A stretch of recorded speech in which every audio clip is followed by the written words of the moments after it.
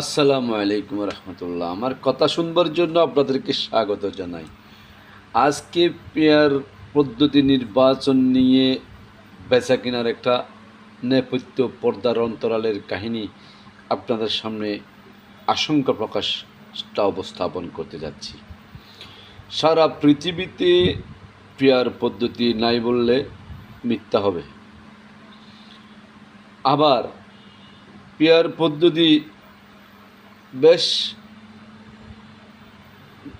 কিছুদিন ধরে পৃথিবীতে হালকা থেকে হালকা বর্ষণের মতো আবহাওয়ার তথ্যের মতো প্রচলন হয়েছে।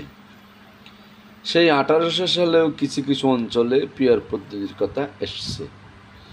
সর্বশেষ পেয়ার পদ্ধতি বিশ্বের মধ্যে চলমান রয়েছে একমাত্র ইসরায়েলে। সেকেন্ড হচ্ছে কি জার্মানি। এই জার্মান হচ্ছে পৃথিবীর একটা উন্নত রাষ্ট্র। এই জার্মান হচ্ছে একটা গণতান্ত্রিক রাষ্ট্র। জার্মান হচ্ছে একটা সভ্য রাষ্ট্র।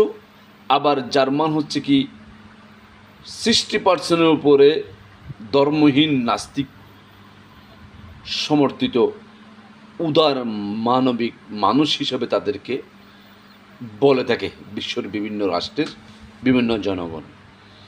কিন্তু আমাদের দৃষ্টিতে একজন নাস্তিক কি হতে পারে, একজন নাস্তিকের কি চিন্তা চেতনা হতে পারে সেটা আপনারা বুঝে নেবেন। আবার এই পৃথিবীতে সর্বোচ্চ সমকামীর তথ্য যদি আপনি খুঁজে নেন, দেখবেন যে কি জার্মান দ্বিতীয় শীর্ষে অবস্থান করেছে সমকামিতাই।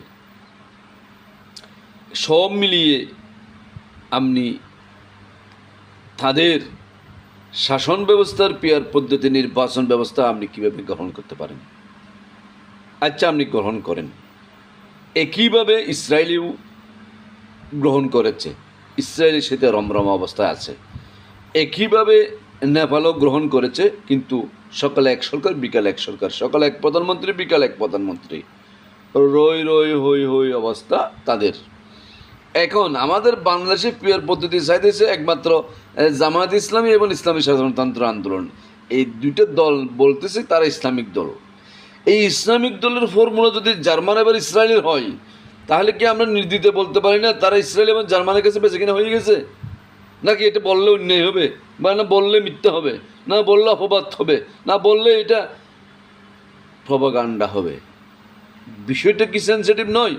তারা হয় বিকৃত হয়েছে, না হয় তারা বিকৃত হওয়ার জন্য চেষ্টা করছে।